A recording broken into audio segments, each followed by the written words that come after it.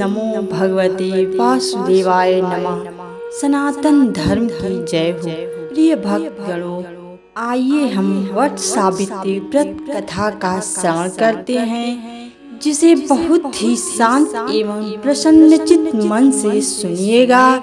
तो दोस्तों, यदि चैनल पर नए हैं तो कृपया चैनल को सब्सक्राइब करके बेल आइकन को प्रेस कर लीजिए, जिससे आप सदैव सनातन धर्म से जुड़े रहेंगे। ये भक्तगणों, वट सावित्री व्रत कथा के दिन हर सुहागिन महिला अपने घर सुहाग की रक्षा के लिए ईश्वर से कामना करती है। पति की लंबी आयु की दुआ करने के साथ साथ वह उसकी तरक्की के लिए कई उपवास भी रखती है। ऐसे में वट सावित्री व्रत का महत्व अधिक बढ़ जाता है। ये उपवास हर सुहागिन महिला के लिए खास होता है। वट सावित्री व्रत के दिन सुहागिनें पूरे विधि विधान से पूजा करती हैं। इस दौरान कुछ महिलाएं निर्जला उपवास भी रखती हैं। इस दिन वट वृक्ष की पूजा का खास महत्व है। माना जाता है कि वट वृक्ष की पूजा के बिना व्रत पूरा नहीं होता है। धार्मिक मान्यताओं के अनुसार इसमें ब्रह्मा, विष्णु और महेश तीनों देवों का वास होता है। इसलिए व्रत रखने वाली महिलाओं को तीनों देवताओं का आशीर्वाद प्राप्त होता है। यह उपवास ज्येष्ठ माह के कृष्ण पक्ष की अमावस्या तिथि को रखा जाता है। इस साल वट सावित्री व्रत 6 जून गुरुवार के दिन रखा जाएगा। इसे वट पूर्णिमा के नाम से भी जाना जाता है। इस दौरान सत्यवान और सावित्री की कथा सुने बिना ये व्रत अधूरा माना जाता है। पौराणिक मान्यता है कि वट सावित्री व्रत करने से पति की आयु लंबी होती है और परिवार में सुख समृद्धि बनी रहती है। यही नहीं, अखंड सौभाग्यवती भव का भी आशीर्वाद प्राप्त होता है। ऐसा इसलिए होता है क्योंकि इस दिन से जुड़ी पौराणिक कथा प्रचलित है। अब आइए श्रवण करते हैं वट सावित्री व्रत की संपूर्ण कथा। बहुत समय पहले की बात है। भद्र देश के राजा अश्वपति की कोई संतान नहीं थी। उन्होंने संतान प्राप्ति के लिए एक ऋषि से मार्गदर्शन करने को कहा। तब उन ऋषि ने राजा और रानी को बताया कि अगर आप दोनों मिलकर तपस्या करके माँ सावित्री जी को प्रसन्न कर लें तो आपके घर एक तेजस्वी संतान पैदा होगी, जो अपने माता पिता और देश का नाम रोशन करेगी। जैसा कि आप सब जानते हैं, वेद माता गायत्री और देवी सरस्वती को भी सावित्री कहा जाता है। राजा और रानी ने ऐसा ही किया। दोनों ने मिलकर प्रजा का पालन करने के साथ साथ 18 सालों तक माँ सावित्री जी की उपासना की, जिससे माँ सावित्री जी ने प्रसन्न होकर उन्हें एक तेजस्वी कन्या के माता पिता बनने का आशीर्वाद दिया। इसके बाद में महारानी ने एक अत्यंत सुंदर और तेजस्वी कन्या को जन्म दिया। चूँकि उस कन्या का जन्म माँ सावित्री जी की कृपा से हुआ था, इसलिए राजा ने अपनी पुत्री का नाम भी सावित्री ही रखा। राजा ने अपनी बेटी सावित्री को हर प्रकार की उच्च शिक्षा दी। सावित्री भी अत्यंत रूपवती, गुणवती और आदर्श स्त्री थी। जब राजकुमारी सावित्री बड़ी हुई और विवाह योग्य हुई, तो राजा को उनके विवाह की चिंता सताने लगी, क्योंकि राजा को अपनी पुत्री के समान योग्य वर नहीं मिल रहा था। तब राजा रानी ने सावित्री से कहा कि पुत्री, तुम समझदार हो, हम चाहते हैं कि तुम अपने वर का चुनाव स्वयं करो। तुम जिसे अपने वर के रूप में पसंद करोगी, हमें वह स्वीकार होगा। अपने माता पिता की सहायता करने के लिए सावित्री अपने एक मंत्री के साथ देशाटन पर निकली। इस दौरान वह कई अच्छे राज्यों और राजकुमारों और गुणी लोगों से मिली, लेकिन उनमें से कोई भी उन्हें उपयुक्त नहीं लगा। फिर यात्रा करते करते सावित्री उस वन में पहुंची जहां साल देश के राजा घुमतसेन अपनी पत्नी और पुत्र सत्यवान के साथ एक झोपड़ी में निवास करते थे।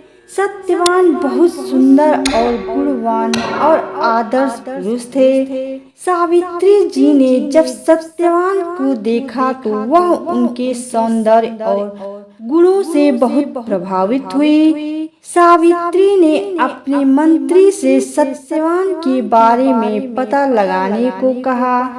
तब मंत्री ने उन्हें बताया कि सत्यवान के माता पिता दोनों ही अंधे हैं। जब उनके पुत्र सत्यवान बहुत छोटे थे, तब राजा रानी के अंधेपन का लाभ उठाकर एक पड़ोसी राजा ने धोखे से उनका राज्य छीन लिया था। तब से राजा रानी वन में एक कुटिया बनाकर रह रहे हैं और सत्यवान उनकी हर प्रकार से सेवा करते हैं। सावित्री जी सत्यवान के रूप और गुणों पर मोहित हो गई।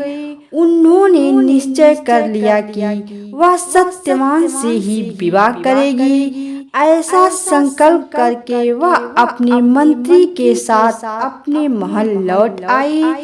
तब राजा और रानी ने सावित्री से पूछा कि क्या तुम्हें तुम्हारे योग्य कोई वर मिला?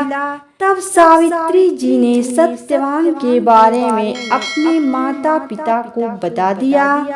उसी समय वहां नारद मुनि आ गए। उन्होंने राजा और रानी को बताया कि इसमें कोई संदेह नहीं कि सत्यवान अत्यंत गुणवान है, लेकिन वह 1 साल से अधिक जीवित नहीं रहेंगे।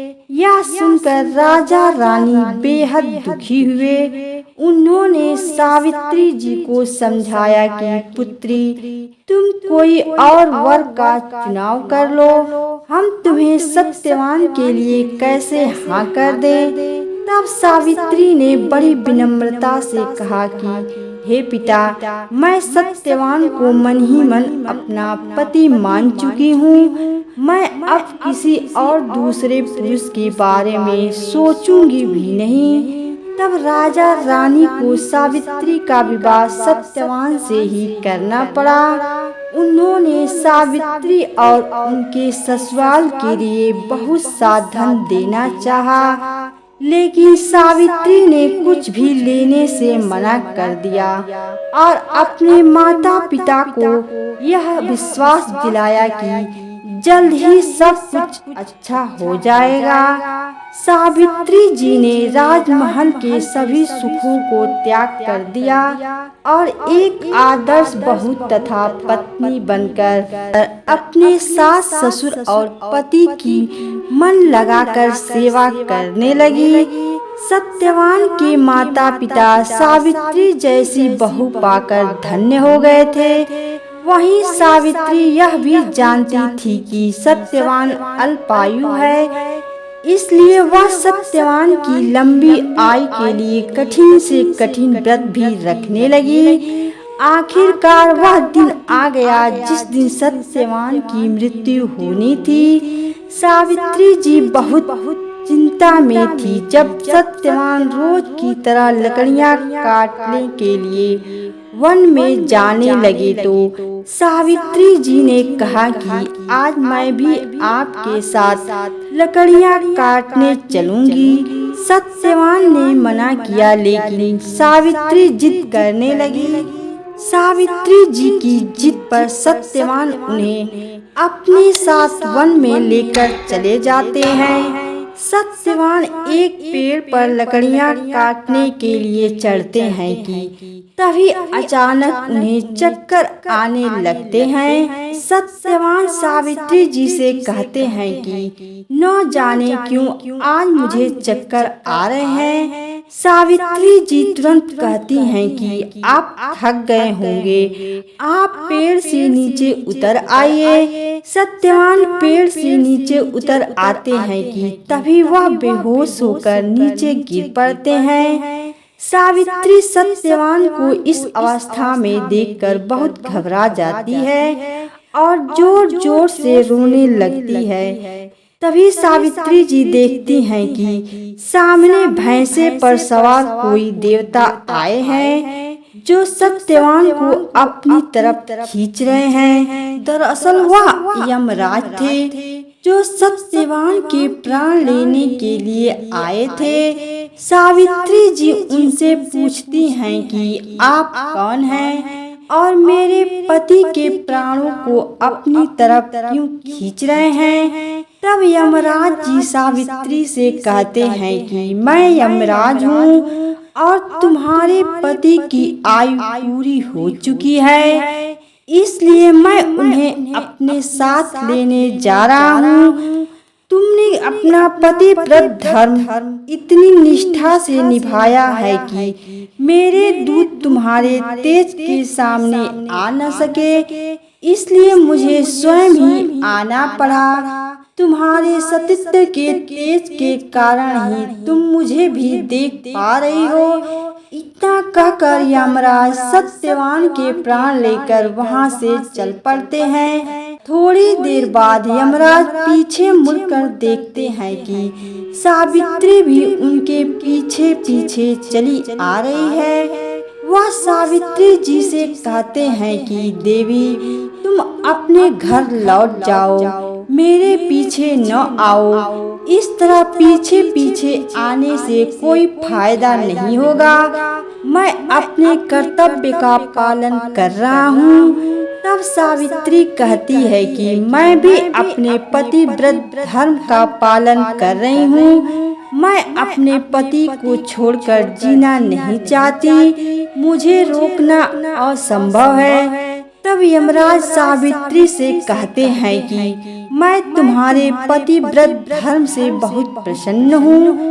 तुम एक काम करो, तुम सत्यवान के प्राणों को छोड़कर मुझसे कोई भी 3 वरदान मांग लो और वापस लौट जाओ। यह सुनकर सावित्री यमराज से कहती है कि हे प्रभु, अगर आप मुझसे इतने ही प्रसन्न हैं तो मेरे सास ससुर को उनकी आंखें और उनका राज्य वापस दिला दीजिए। मेरे माता पिता को एक पुत्र का आशीर्वाद दीजिए, क्योंकि मेरे बाद उनका और कोई नहीं है, और मुझे भी पुत्रवती होने का आशीर्वाद दीजिए। यमराज सावित्री को ये तीनों वरदान देकर चल पड़ते हैं। इसके बाद यमराज फिर पीछे मुड़कर देखते हैं कि सावित्री फिर भी उनके पीछे पीछे चली आ रही है।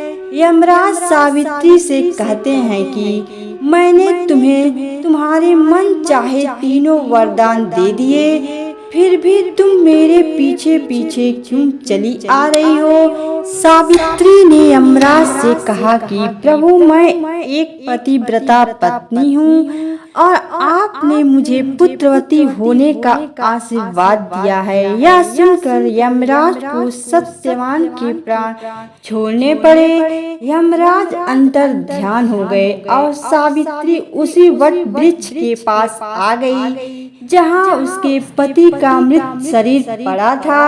सत्यवान जीवित हो गया और दोनों खुशी खुशी अपने राज्य की ओर चल पड़े। माता पिता को दिव्य ज्योति प्राप्त हो गई। इस प्रकार सावित्री सत्यवान चिरकाल तक राज्य सुख भोगते रहे। नमस्कार दोस्तों, यह जानकारी आप लोगों को कैसी लगी कमेंट करके जरूर बताएं। तथा वीडियो को लाइक और अभी तक चैनल को सब्सक्राइब नहीं किए हैं तो कृपया चैनल को सब्सक्राइब कर दीजिए। सदैव आपके ऊपर भगवान विष्णु जी की कृपा बनी रहे। ओम नमो भगवते वासुदेवाय नमः। ओम नमः शिवाय।